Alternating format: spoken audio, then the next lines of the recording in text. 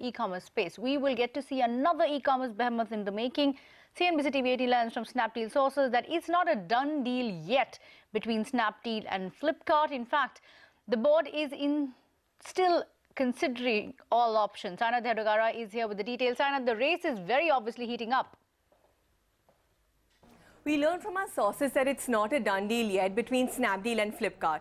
The board is in fact still considering all options, including M&A and a further fund infusion from existing investors.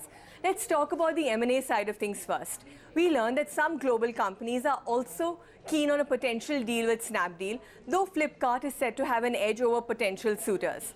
On fund infusion, we learned that investors are considering pumping in between $200 to $300 million to strengthen the balance sheet, as they believe this will give Snapdeal a position of strength in negotiations going forward.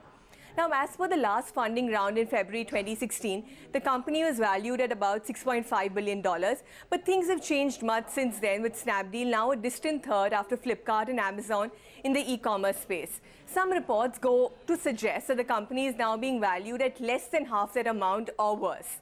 To put things in perspective, Masayoshi Son's SoftBank is the single largest stakeholder in Snapdeal with a 33% stake, while early investors like Kalari Capital and Nexus Venture Partners hold 8 and 10% respectively.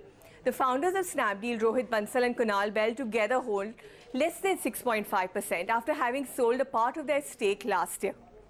Our sources say, and I quote, "All parties are trying to work out what is best for Snapdeal. Egos should not get in the way."